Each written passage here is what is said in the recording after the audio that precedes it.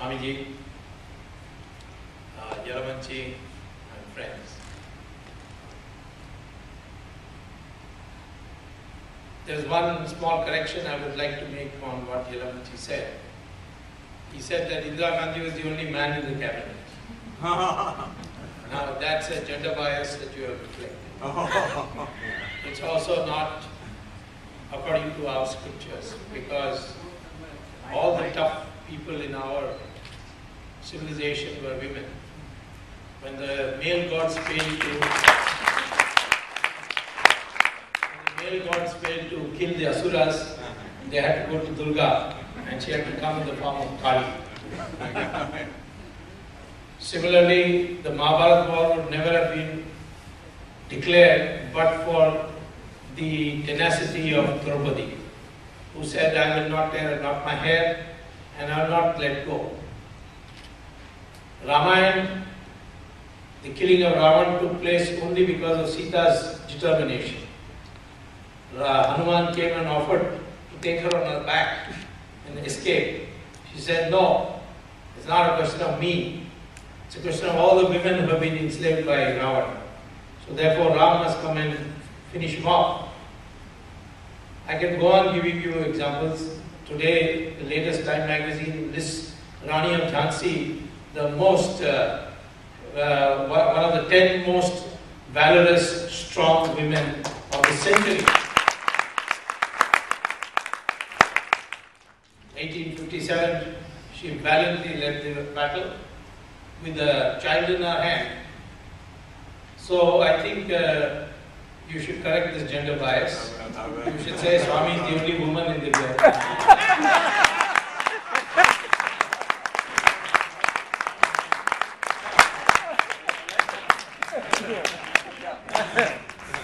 By the way, all the competitive exams, the first, second and third rank is now taken by women. So men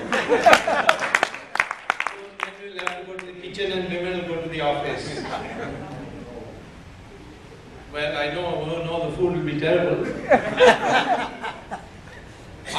I'm supposed to speak to you today about corruption being a disease and the cure for it.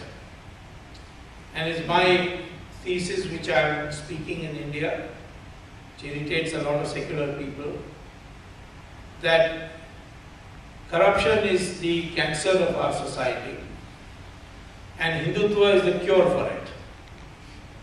And this is exactly what I'll explain, how corruption is the cancer and how Hindutva can cure it.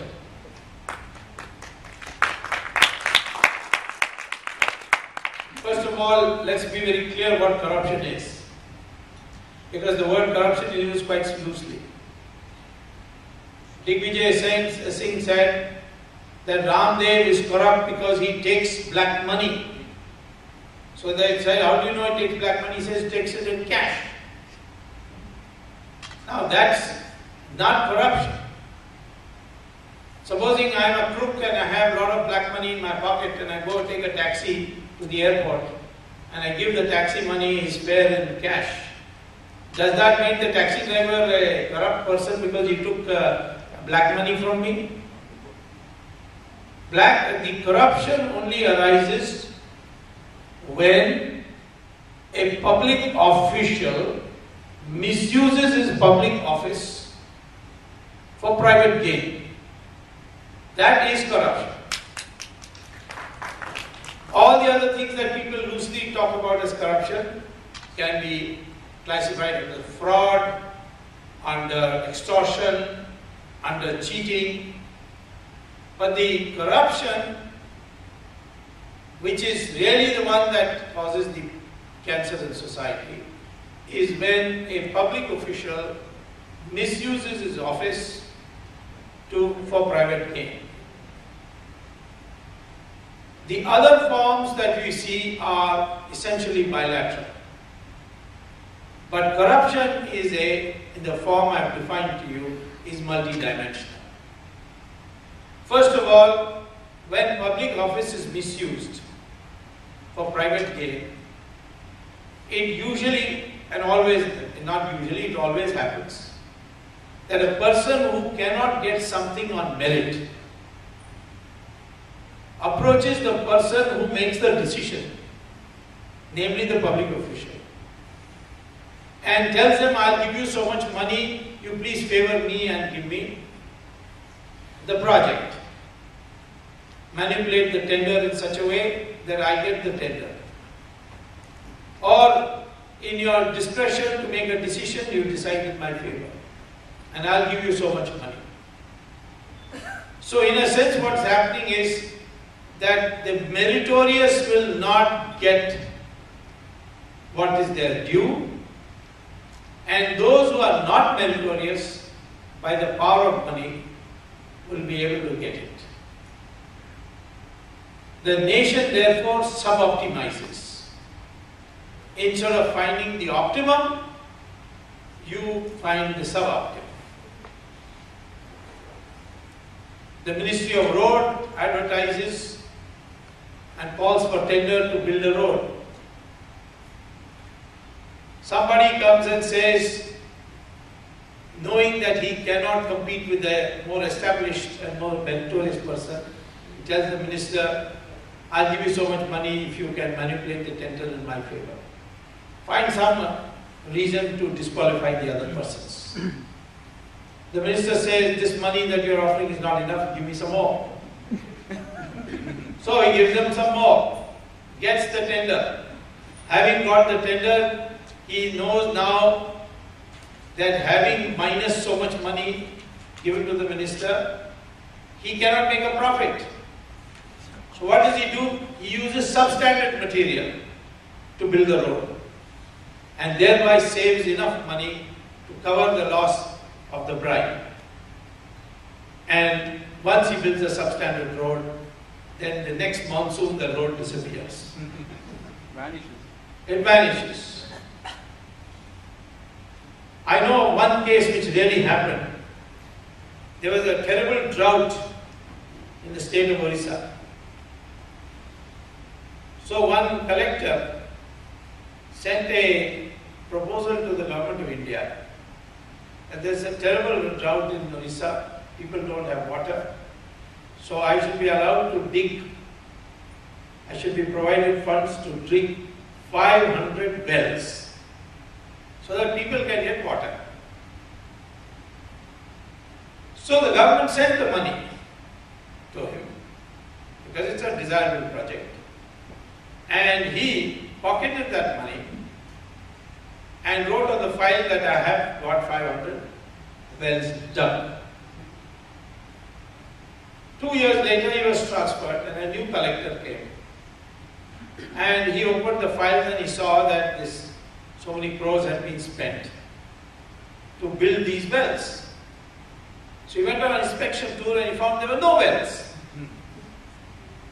So he came back and wrote another letter to the government that my predecessor did a wonderful job during the drought of constructing 500 wells.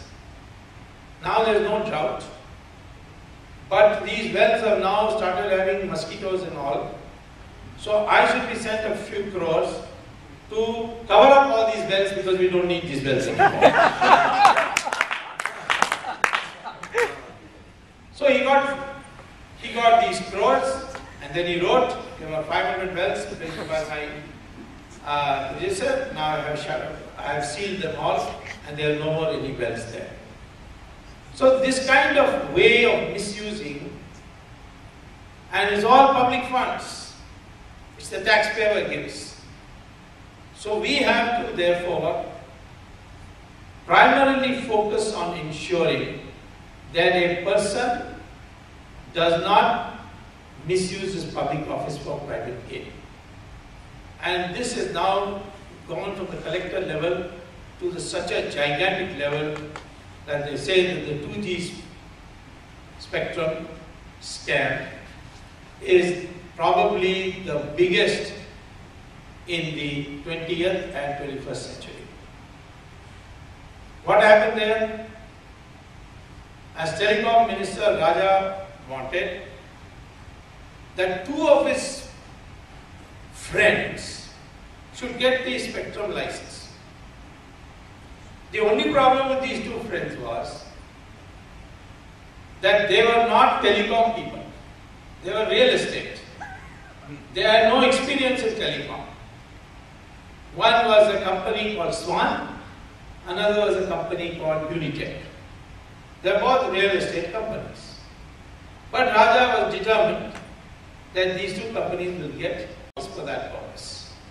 The first thing he said is that for spectrum, all applications must be made before 1st October 2007. Now, in 2001, when this process of licensing started, we had only 40 million mobile telephones.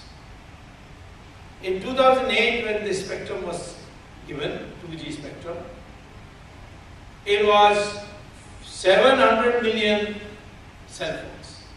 Such was the market, grown. Most people don't know what is the difference between 1G, 2G, 3G. Even the Prime Minister did not know. Because I asked him, do you know what 2G is? He said, yes, Sonia Ji and Rahul Ji.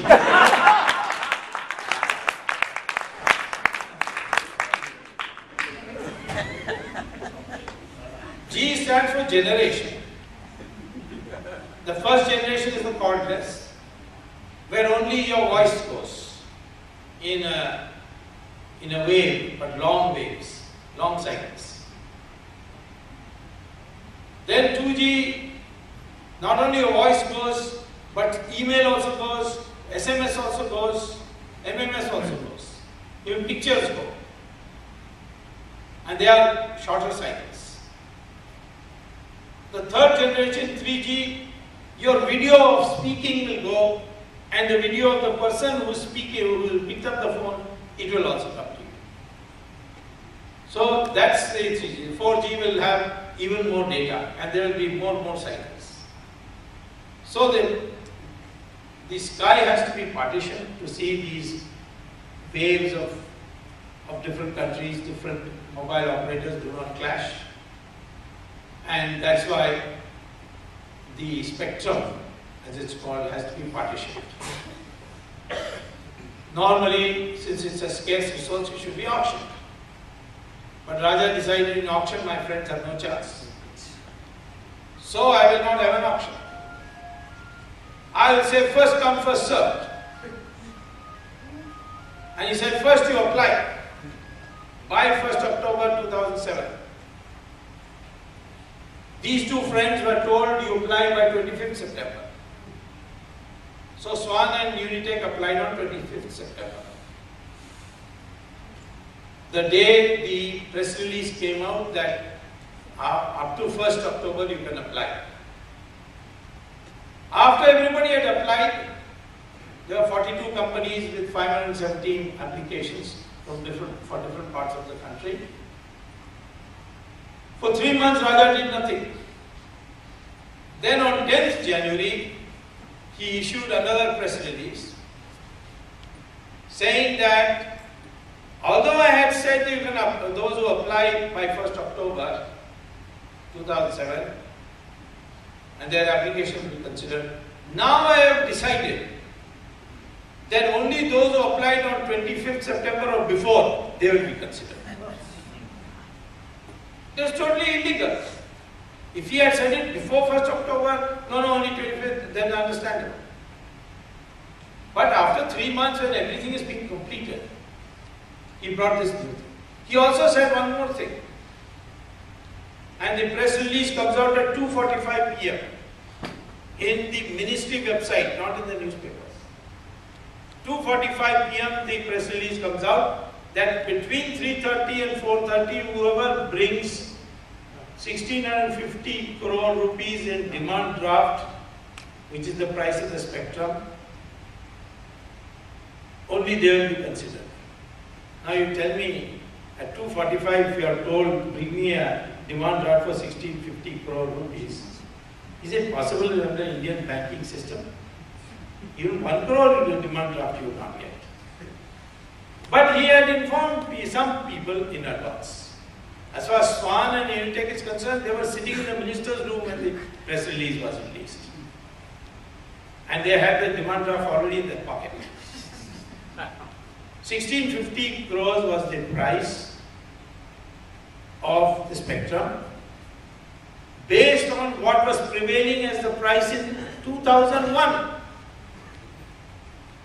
The price in 2008 was 10 times more.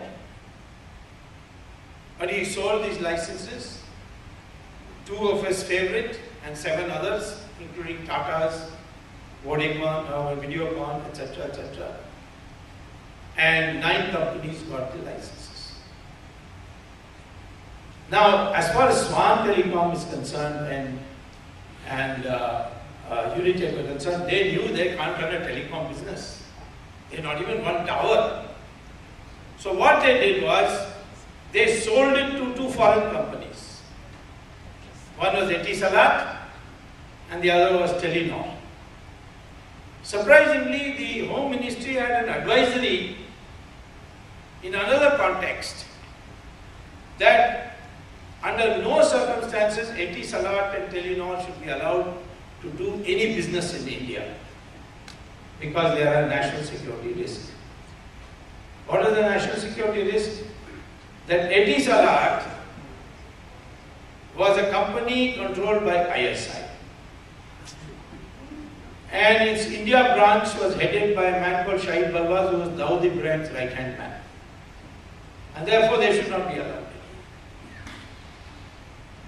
Second, Telenor is a company which is maybe a Norwegian company, but it does all its business in Pakistan and Bangladesh. And its equipment is bought from the Chinese People's Army, which equipment can also be used for cyber warfare. And therefore, in a time of a war between India and China, these equipment may be used to black out all our computers in the Defense Ministry. So they should not be allowed. But Raja allowed it. So clear misuse of office in the selection of the candidate of the applications, in the price that he fixed, and the permission he gave for them to sell it. And Swan and Unitech sold it for how much? 8 times. The market price difference was 10 times. But they sold it for 8 times. Then Tata also said why I should not sell some of my shares. But Tata had already a growing business, so it got a higher price. They sold it to Docomo of Japan for 13 times. Videocon sold. Loop, which is Ruiya's, that also sold. All of them made money. Windfall profit. Just by getting a license and selling it to the shares to somebody else. Had we auctioned the 2G spectrum, the nation would have got 10 times more. And that works out to 1,76,000 crores more. When I gave these figures to the Supreme Court judges, one judge asked me, how many zeros is that? So I said, 11 zeros. He said, by God, I've never seen so many zeros in my life. 1,76,000 crores, $40 billion lost to the nation. That is enough to build your entire modern infrastructure of ports, of airports, of roads, and 100 brand new universities with all its modern facilitation. And it has gone into these people's pockets. Of course, these companies were very happy with Raja, so they gave him 60,000 crores in bribe of this 1,76,000 crores. But Raja knew that he can't take all 60,000 crores because there are people above him also. First of all, I was surprised to learn later that there was a cabinet decision that the price of spectrum will not be decided by Raja alone as Minister of Telecom, but he has to decide jointly with the then Minister of Finance, Chidambaram.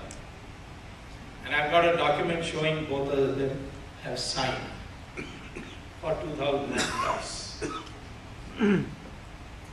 Raja also did not allow Swan and Unitech to sell to Etisalat and Telenor on his own. He has himself written a file note that I was encouraged to do so by Chidambaram. So if Raja is inside jail, why should Chidambaram be outside?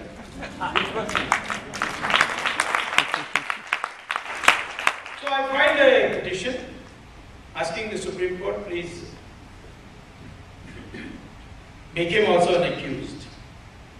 Ask the CBI to investigate him. The court heard me and said, we want to hear what the CBI has to say about this. They wanted to fix a date in July, but I was at Harvard, so I said, can it be in August? They gave me August 24th. After that, Chidambaram will have to go to Tihar. Nowadays it's called Club Tihar.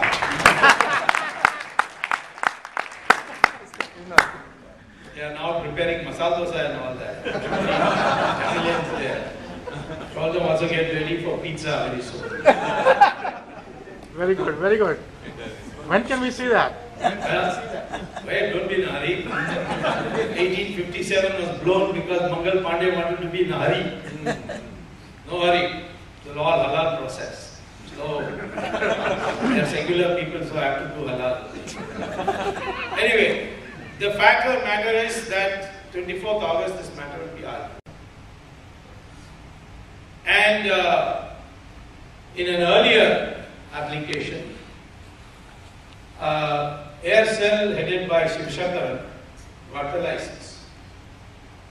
Having got the license, now Maran said sell it to Ananda Krishna of Malaysia, a son of a Sri Lankan plantation worker immigrant in Malaysia, who has done by all kinds of dealing, become a very rich man. He is also a person who laundered the money for LTT. All established banks. And Dayalingadan enforced Shivshankaran by denying him this, denying him that.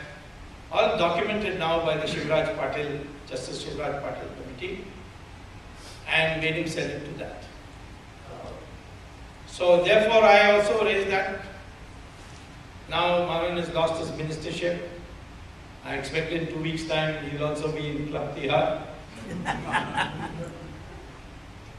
So, how did Raja distribute the money? 3,000 crores only for himself of the 60,000. 5,000 crores to Chidambaram. Then Pranali got 16,000 crores. Should get more, he has 3 wives after all. So that makes it 5 plus 13 plus 16, almost 30. And the remaining 30 went to Sonia Gandhi. So ultimately the trail leads to her. So when I asked for sanction of the Prime Minister, which it is required under the Prevention of Corruption Act, he did not reply to me. So I sent him a reminder, sent him 5 letters with more and more material. Finally I knew that how can he give sanction when he has to take the sanction of Sonia Gandhi first in order to give me sanction. So I went to the Supreme Court. And under our Constitution, if the government fails to perform its statutory duty, then the Supreme Court can step in and perform that duty. Today they are complaining, oh, Supreme Court is interfering in the executive actions. No, you didn't perform your executive action. Then the court is empowered under the Constitution to intervene. But the court was quite angry that he didn't reply to my letters. And my letters were there before the judges. They saw how much substance there was. So they, for the first time in the history of the world, not only India, a Prime Minister was asked to file an affidavit as to why he did not reply to my letters.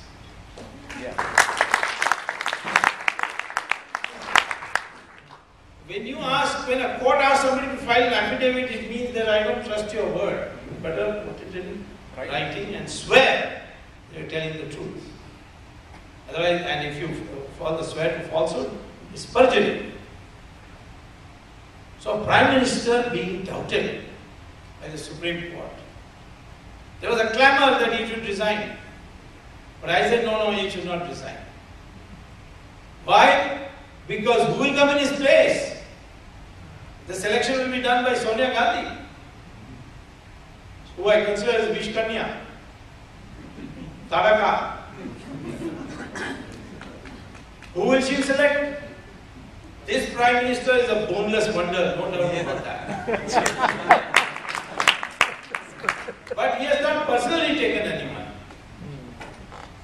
After him will come another boneless wonder, but he would have taken money also. No improvement. So I opposed his going. There was a lot of misunderstanding in people why I am protecting him. I am just telling you, we should look at the big picture. We have to get to the root of this corruption and all those guilty have to be sent.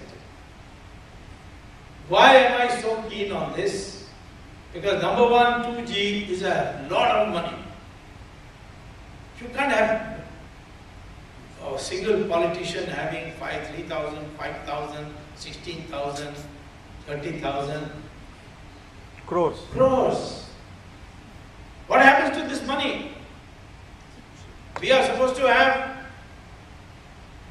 not less than $500 billion in bank accounts abroad, and maybe even $1.5 trillion. People's estimates vary from half to 1.5. It's a huge amount of money. It's a nation's wealth has gone out. Some of it stays in India, and it plays havoc with your economic system. What do you do with black money? You can't build, you can't invest, you'll be caught by the income tax. So you spend it. Lavish weddings. Air conditioner in every room, including the bathroom. Even the garage will have an air conditioner. Because poor cars cannot be hot. LCD TVs in every room. Most expensive carpets. Diamonds, gold. And all these items' prices have gone up very high. So what happens? That future investors say, why should we invest in Janata cloth? We will invest in this. This is where to make money. 5-star hotels are all full in India. Economic recession or no recession. Property market bubble grows. In Bombay, you cannot get a decent apartment for 25 lakhs. So, all these things then go beyond the reach of the middle class. It's only the middle class who pay taxes, by the way, in India, because the poor don't have enough money, and the rich have chartered accountants who will write that you don't have to pay any income tax at all. Do you know that Dhirubhai Ambani didn't pay 1 rupee income tax till 1995? Even now he pays a small amount only, because everything is taken care of by chartered accountants. So the middle class, the salaried class whose money is caught at the source, that they can't evade. And all this money is being squandered. You don't need income tax at all if this $40 billion had come to our treasury. So therefore, first and foremost is that you are making optimized choices, and all kinds of lumpen elements, crooked elements with cash, they come to the top because they get the contract. So merit goes down the, down the drain. Second is that investment priorities get distorted. And in this country, in India we have a growth rate of 9% per year, but inflation is 16%. When I teach economics at Harvard, and I say that if the supply is increased, then the price will fall. But this is new economics India has started teaching. Supply is also increasing and the price is also increasing. Because this money also is used for hoarding. food grains, salt, sugar, oil, all these when before coming to market are intercepted in the name of forward trading, then they're put in the go down, and then the market goes up, and they sell it. Our stock market is also rigged now, thanks to black money. Because we have a participatory note created by Mr. Chidambaram, which you can get abroad in Fidelity Investments or Morgan Stanley. Just go and put cash there. They'll give you a piece of paper with only the amount written. Nothing else will be written on it. And you bring it to India and you invest in the stock market as if you got rupee, legal currency with you. And immediately the stock market goes up, sell it, and with that money that you get in rupees from the stock market, you go to the Reserve Bank and say, I bought all this with this participating note, so kindly convert it all back to dollars immediately. And under the law created by Mr. Chidambaram, the Reserve Bank has to get it, direct the banks to convert it. Of course, there is a problem of capital gains tax, that also can be avoided. You go to Mauritius, create a $1 company, and if Mauritius company invests in your stock market, then zero is the capital gains tax. We pay 25% as citizens, but Mauritius, zero. Poor little Mauritius. They are today the biggest provider of foreign investment to India, more than United States. They are providing 3 times as much foreign investment to India as the United States. What has Mauritius got? Except lovely beaches and gambling casinos. So how is it giving so much foreign investment? Because our money is going out. And how does it go out? Through Hawala agents. Who are these Hawala agents? Most of them are ISI agents. They work through Dubai. Or they are Dawood's people. And they know who is now having illegal bank accounts abroad. You become blackmailable. So therefore, we have a situation where your entire economy is being put aside. You mentioned about gold plating of Tirupati. Tirupati was taken over by the government in 1933. And suddenly, the chairman of the Tirumala Tirupati Devasthanam Board, Government of India Board, was a man called Adi Kesavalu, whose business was liquor. Imagine, for managing the finances of Tirupati, the government appointed a liquor merchant. And he comes up with this idea that I am going to gold plate the walls of Tirupati, Tirumala, sanctum sanctorum. And he makes a lot of drama and all that, collects gold galore. The whole idea was to collect gold, put some of it in the temple and then keep the rest. So the Agama Shastris who are affiliated with Tirupati, they came to me, said this is the proposal will be done for. So I went and filed a writ petition in the Andhra Pradesh High Court, saying that Tirupati is a religious temple. Under the law, government can appoint a board to manage the finances because there has been mismanaged. Even on that, I have got another court case pending which will start on 26th August, that if a government takes over a temple for financial mismanagement, then it must correct that mismanagement and return back the temple after 3 years. They cannot keep on having it. Not the job of the government to run it. But here I say this is not financial management. This is your interfering with the structure of the temple itself. I said they are going to cover gold, the walls, and the walls are full of epigraphs, you see. How Naivedyam should be prepared, how Prasad Laddu should be prepared. Everything is written on the wall. So Mr. Adhikeshwar files an affidavit in court saying, I've taken care of that, I have videoed the entire wall and I'm putting the CD in the museum. And people who want to see this epigraph can go to the museum. So I said, why not do also the Archana and Suprabhatam, everything on CD and let everybody see in the museum. But the biggest disclosure came when I asked, how are you going to put the gold on the walls? So he said, I'll put it on a board, on the gold sheets, and then I will drill 10,000 holes through the walls of the Tirupati Sanctum Sanctorum and hang these boards. Then the court said, this is too much. And they gave the judgment in my favor, cancelling that GO. He went to the Supreme Court, he got a thrashing there also. So now Tirupati is safe. Same way Ram Setu. They wanted to earn money on drilling a canal. You see, the secret was, first of course, the Karnanidhi thought, okay, let me break Ram Setu and then the minorities will love me. In fact, he told them, they broke Babri Masjid, I will break Ram Setu for you. So, but the real secret was that when the canal was dug, the ocean will go on depositing sand again. So every week you have to dredge the sand out. And that is a 1,000 crore rupee per year contract. And it was awarded by T.R. Balu to one of his sons through one of his wives. He also has multiple wives. Many wives. Yeah.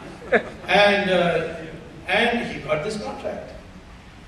Then the digging of the canal will be only 11 feet. Big ships of over 30,000 tonnage cannot go through that. They will sink. So only those ships which are less than 30,000 tons can go through that canal when built.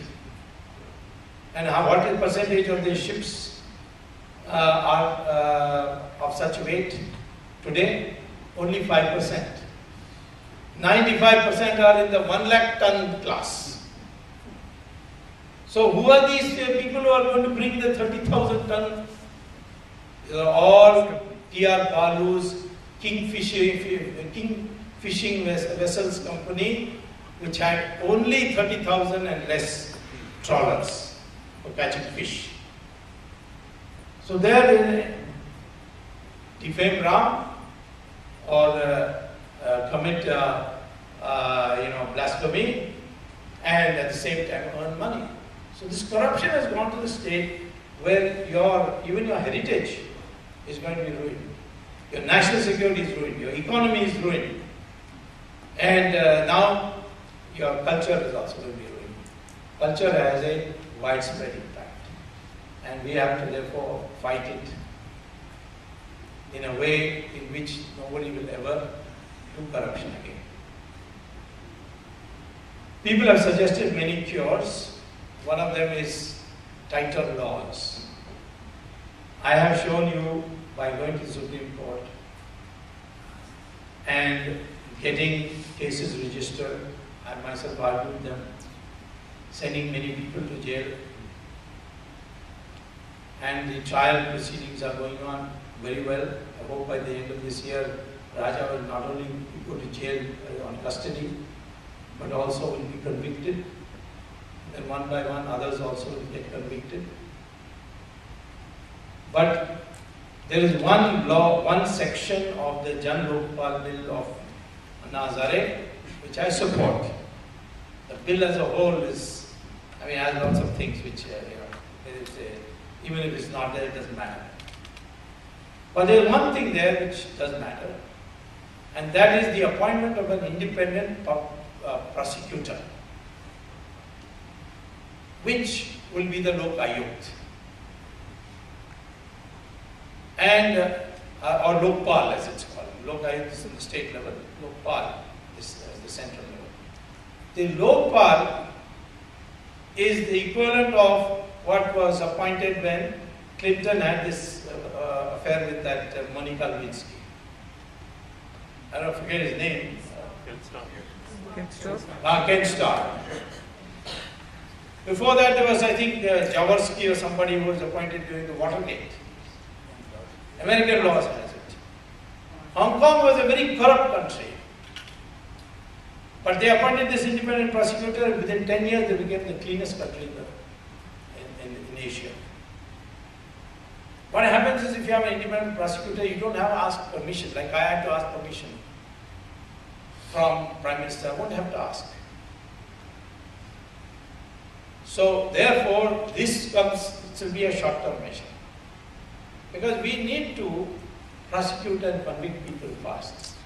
On 8th of January 2008, there was a press conference in Hyderabad addressed by Ramalinga Raju of Satyam, in which he said that I have done fraud with my bank, with my company accounts, and I am willing to pay any price for it, suffer any punishment. Around the same time, I think the 7th of January, in New York, Bernard Madoff was addressing a press conference in New York, saying with a Ponzi scheme, I have deprived people of their pension funds, and I feel bad about it. I'm ready to be prosecuted, and I'm ready to suffer any punishment.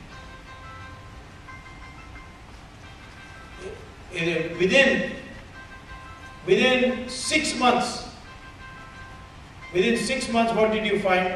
Madoff was convicted for 150 years and has gone to jail. But Ramalinga Raju is still in air-conditioned hospital rooms. Nothing has happened to him. But that must go. We are fortunate that we have one demonstrated example, and that is 2G. That's because the Supreme Court took all the monitoring on itself. We have to really thank the present Chief Justice of India, Mr. Kapadia.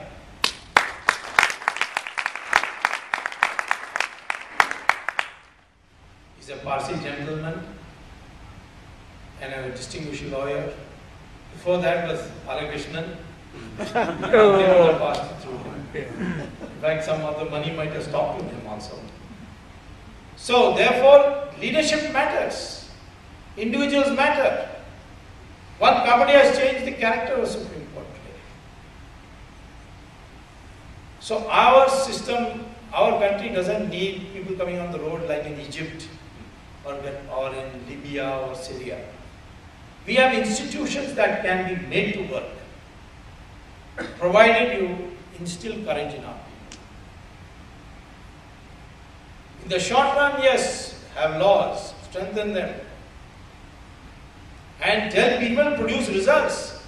This entire parliament, all they did was did a walkout. They did nothing. I kept telling them, let's go to court. Nobody wanted to go to court.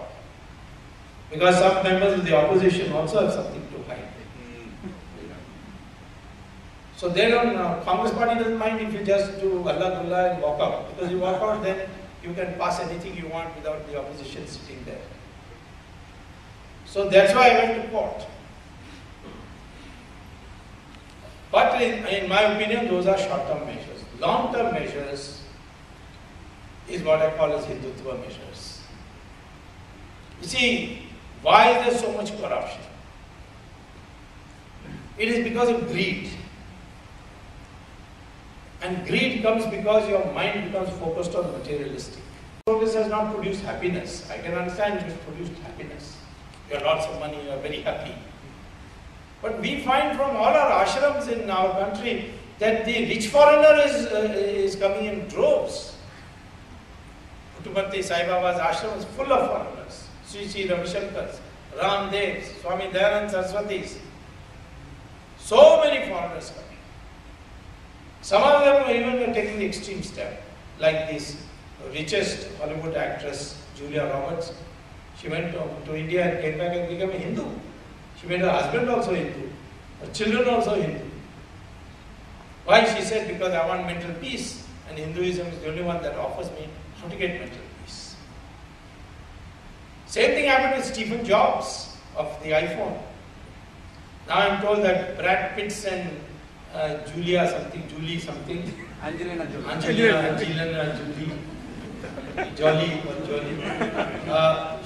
They are also declared that they are going to become Hindus. Why?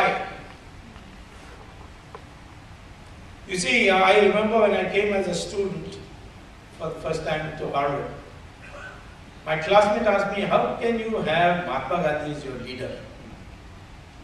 I mean, he was asking because Mahatma Gandhi was not alive when I came as a student here. He was assassinated in 1948. So I said, why? You mean in America he cannot be leader? He said, America, if he came, we would put him in jail for indecent exposure. Because he had only a langoti, see, it's a plot. That made me think. How is it that I asked the American, what about your country, what should the leader look like? He said he should be very well dressed. His tie will be noticed, his shirt will be noticed, his coat will be noticed, everything will be noticed. Then I looked around and I said, all our sadhus go around and what about the rabbi in Israel is very well dressed. The Pope is extremely well dressed. The mullahs in Iran are very, very well dressed. It's only our country that the sadhu has the Bhagwan. And our leaders have the those days leaders like Jayaprakash and Mahatma Gandhi and all had very, simple dressing. That's where Sanatana Dharma comes. Brigu and Bhardwaja had a debate on how to structure society so that it becomes stable. And Brigu said, unless you decentralize power in a society, it can never be stable. Concentration of power will lead to destabilization. So, he said, Bhardwaj asked, which are the sources of power? So he said, knowledge, weapons, wealth, and land. These are the four sources of power. And therefore, nobody should have more than one of this. So those who have knowledge cannot have wealth, cannot have weapons, cannot have land. And they will have social status, like Mahatma Gandhi had. And they will be called Brahmins. Those who have weapons may have a kingdom, but they cannot make policy. They cannot decide when to go to war. They cannot decide what punishment to give for crimes committed. It is those with the knowledge that he has to defer to. Nowhere else in the world you have this kind of monarchy. This is not a monarchy in that sense. In other countries, the monarchy was absolute power. Those who had wealth, there was nothing wrong with having wealth. But your social status did not depend on how much wealth you had. Your social status depended on how much philanthropy you did. Like Malhotra, he's given it all up. 44 he quit. So I can declare him a Brahmin, even though his father and mother may not have been a Brahmin. In fact, it has nothing to do with birth. Vishwamitra was the Rishi of Rishis. His father and mother were Kshatriyas. Vedavyasa, who wrote your Mahabharata, his mother was a fisherwoman. Kalidasa was a hunter. The greatest poet we produced, Kalidasa, he was a poet, he was a hunter. And Valmiki wrote the Ramayana, and he came from Dalit family. So where was it got birth? Brahmin supremacy. What about Ravan? Ravan was a Brahmin. His Karnanidhi did not know. This Dravida movement had raised Ravan to such heights that they even celebrated Ravan Leela, and they used to have names called Ravana because he was against Brahmins. So I asked Karnanidhi one day, how is he? Ravan was against Brahmins. He said, no, because Rama was Aryan. I said, Aryans are not necessarily Brahmins. No, only Brahmins can be Aryans. Then I asked him, then how come he said, we Dravidians, we are Shudras. Then I asked, how Rahul Dravid is a Brahmin then? He had no answer. Dravid was Adi Shankara had defined Dravid as South India. It's a sandhi of two words, Thra and Vid. Thra means three, Vid means coast. So, we are not being taught history properly. That's why I hope we can get a government, and the first thing we should do is kidnap Rajiv Malhotra, bring him and say, please write new history books for all our children so they will know exactly what. If he willingly goes, of course, there's no need to kidnap. So, therefore, I am saying to you that this is why we are the longest civilization in the world. And we have resisted all kinds of invasions. The Muslims went to Iran when it was 100% Zoroastrian. They took it over, within 15 years they became 100% Muslim. Babylon and Mesopotamia within 21 years became 100% Muslim. That's today's modern Iraq. Egypt in 17 years, 100% Muslim. Europe in 50 years became 100% Christian. Here we have 800 years of Muslim rule and 200 years of Christian rule, and you are still 80%. How can anybody say that we are all the time beaten by those who came from foreign countries? We, of course, our rules of warfare was not appropriate for these barbarians who came. One of the rules of warfare is that the battle will not start before sunrise, and it must terminate at sunset. And then you go back to your tent and go and have a sleep, and come back the next day. Another was that you will not fight in the fields, agricultural fields, you will not fight in the population centers. But in the open Maidan, like Kurukshetra, or when Ravan had to come out of his fort to challenge Rama. And the third thing is that if you, after losing the battle, you say, I'm sorry, everything is returned to you, and you are sent back with respect. So Muhammad Ghori came how many times? 16 times. 17th time he got collaboration from Chauhan, Prithviraj Chauhan's father-in-law, Jaichand, and he was able to win. So this kind of cultured way of fighting a war was responsible for why we could not immediately throw out the invading foreigner. But it got nothing to do. The country kept on fighting. If you see the last 800 years in a proper perspective, the Vijayanagara Empire, Shivaji, the Marathas, Rani Jhansi, there was Kattabomman in Tamil Nadu, Rani Chennamma in Karnataka, Rana Pratap in Rajasthan. Never gave up fighting. Only the technique of fighting was not suited for barbarians. Today also we have the same problem. You don't know what kind of threat you are facing today. People talk about secularism. Oh, who's there to teach Hindus secularism? When you are 100% Hindu, the Jews came, the Parsis came, we looked after them. In fact, the first resolution passed in Israel, when Israel was founded, the first parliament session, they passed a resolution, thank you India, you are the only country in the world where the Jews were not persecuted. When the British left India, they asked the Parsis, you see, we'll give you reservations like we have given to Anglo-Indians. They say, you don't worry, you go. We have been with Hindus, they never gave us trouble, they looked after us. Everywhere else we were butchered. Only place we are surviving is India. So, when you are 100% Hindu, you did not persecute. How can you now talk about persecuting when you are 80%?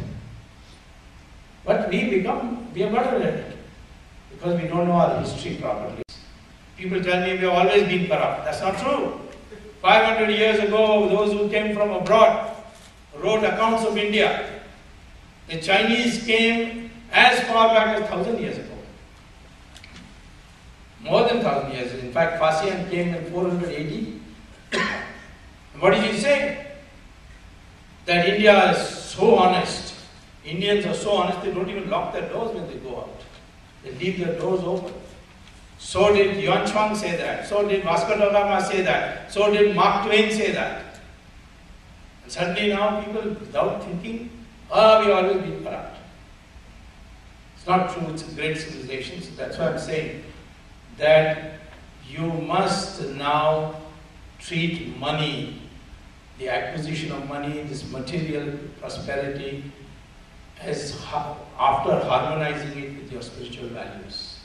If you have a lot of money, do philanthropy.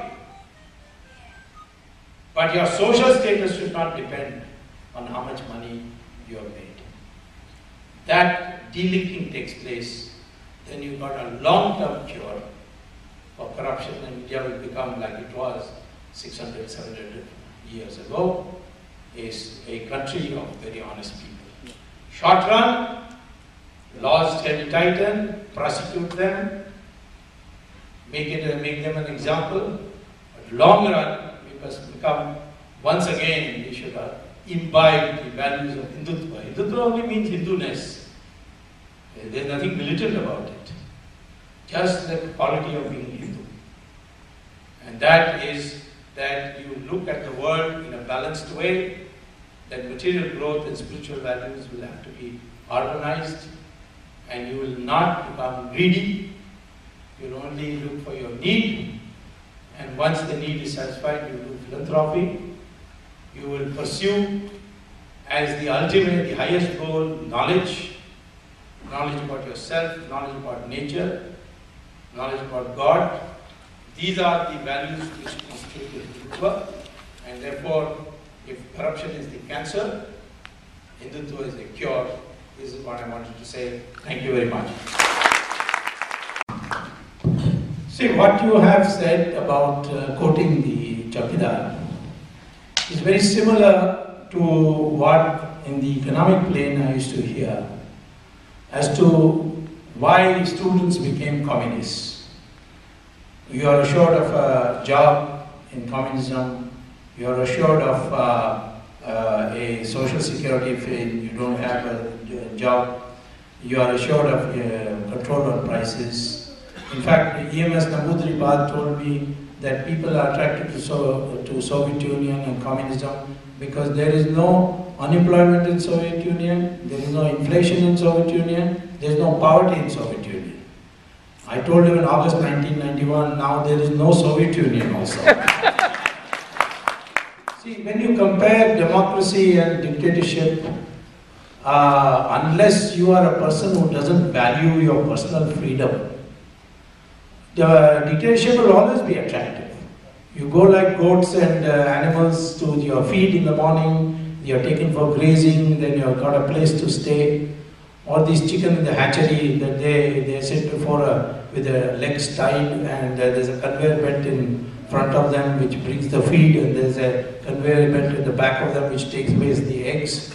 That kind of automated life, Hinduism was never meant to be. We don't believe that anybody should be forced to go to church or the equivalent, namely the temple. We don't believe that you should have to understand without even training yourself what is said in the prayers.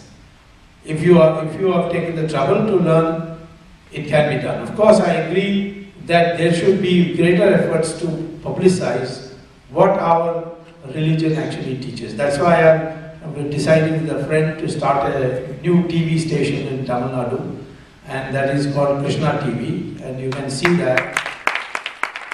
You can see that on krishnatv.net. You can see the website. We have come out of a horrible 1,000 years, and then after that we had a de facto Christian on our head, namely Jawaharlal Nehru, who didn't allow you to develop Sanskrit, who didn't allow you to have any concern for your culture. Anything and everything was called obscurantists and so on. Such a long period, because he himself was very pro-left and pro-Soviet. So now we have to do some of the things in order to make our religion easily understandable to the people. But the features of Hinduism, where you don't force a person to come, don't tell him how to behave. Hinduism only tells you if you behave in this way, this is what you will suffer. The law of karma will hit you here. Or if you behave in this way, you will get this reward. Hinduism doesn't ban anything. It doesn't say you cannot eat meat, but it says then you will eat tamas food, you will not be able to have a stable meditation. So that is the kind of religion we have. We cannot change the character of our religion, but we have to now make repair the damage that has been done to the last 1,000 years. We must now have new books. We must be able to educate our youth in a language they understand, and the peon also in the language they understand. I know many people, by the way, who became Christian, went and saw that there was no change in the discriminatory attitude once they became Christian. They returned back. In Tamil Nadu, in fact, on tsunami, many of these Christians who came with money bags were all thrown out and driven away. These are the unreported facts. And I don't know about Andhra, I'll have to wait till the census report comes. But you will not find any sharp increase in Christian population in Tamil Nadu. In fact, you will find not at all. You may find in Muslim population, but you will not find in Christian population.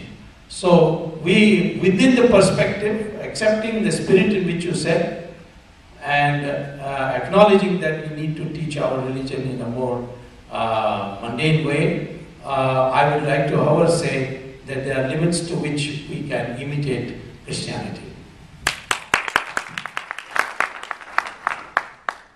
The West is now experimenting very successfully with yoga as therapy for addiction, toxicity, smoking, to get rid of smoking, alcoholism, the kind of problems that this fellow had that you're talking about, for which he went to the pastor. The latest treatment plans that are being offered in the US, in fact, are mostly Hindu-oriented. Vegetarianism as a way of life, all the Hindu lifestyles are therapy in the cognitive sciences and psychology. In fact, in 2008, my foundation did a world conference on spirituality and psychology in Delhi. And we had 500 delegates, 400 of them came from outside of India, because they were cognitive scientists and neuroscientists wanting to learn these Indian spiritual traditions, go back and teach. So the kind of solutions that the Christian church offered, better solutions are available in our own tradition. It is just that the temple is not a center of yoga and is not a center of meditation today. They become ritualistic. So the idea is we don't have to deviate, as Dr. Swamy said, to other people. We just have to revive our own tradition. Even in the United States, so many times I've given talks all over India, all over the US, saying, why isn't your temple able to compete and replace all the yoga centers in your town? Why not? And we don't have it. I've been saying this for so many years. Our Hindu temple, it should be the place where people come to learn yoga rather than going to other yoga centers, because those yoga centers are actually profit-making enterprises. It's our tradition that it's sort of being taken away. May I just we are proud to say that our temple is here. For the last 1.5 years, we have been conducting yoga classes and meditation classes.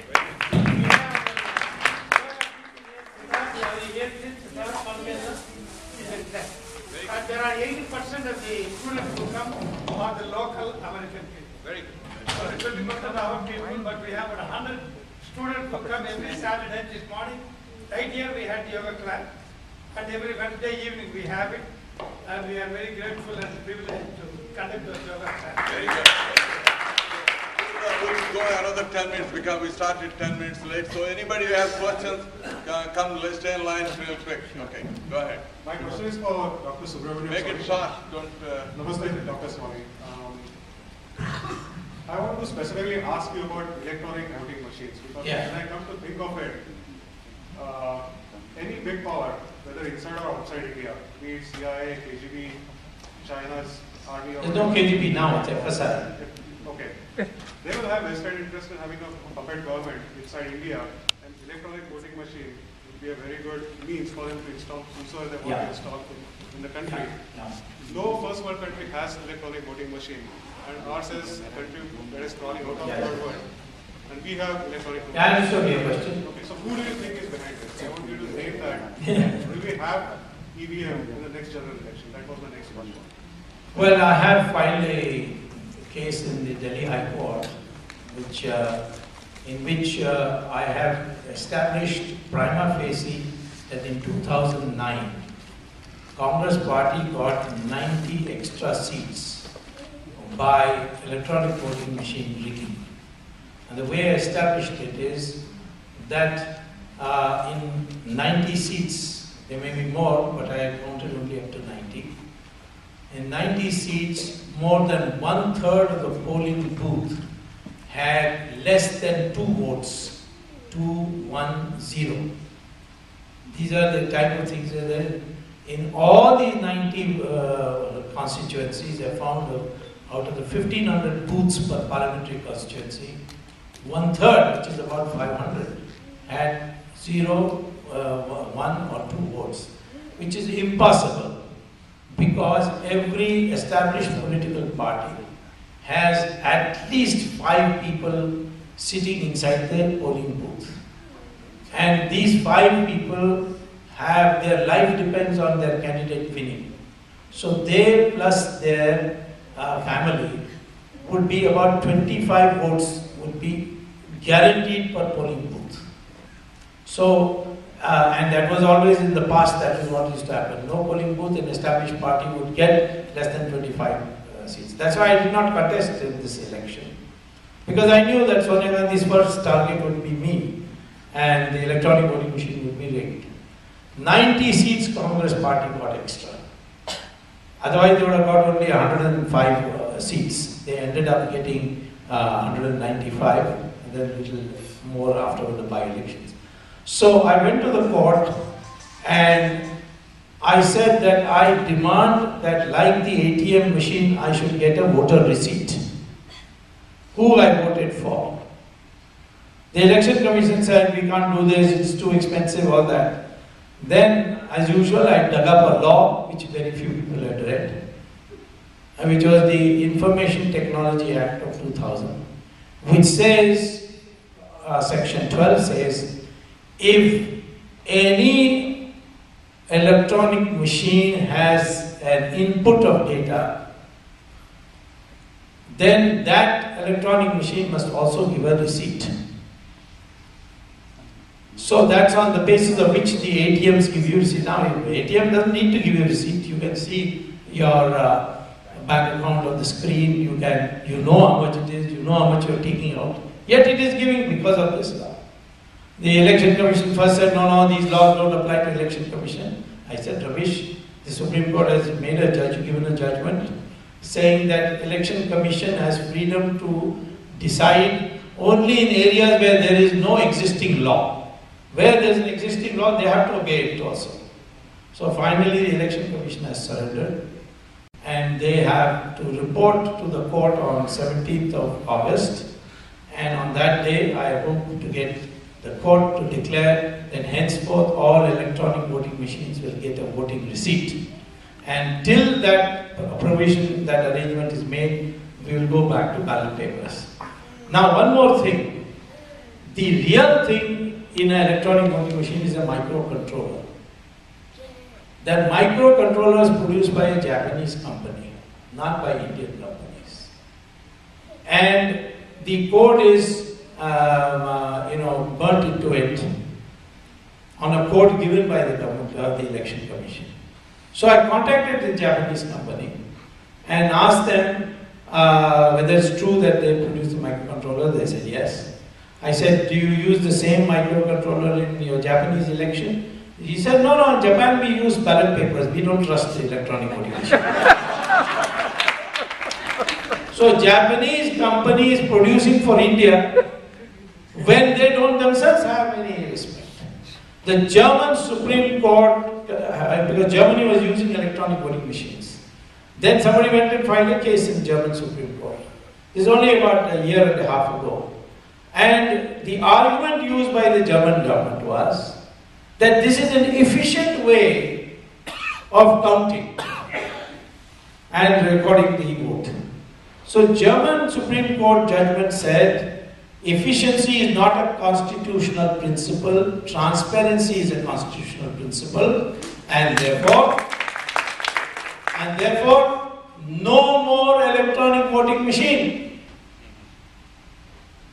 You see, at least in the ballot paper you see what is happening. Of course, some gundas can come and capture a polling booth, but there's all that rigging is at a retail level.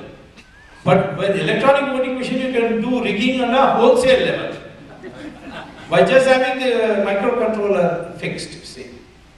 And now Netherlands has followed suit, Ireland has followed suit, America is following suit.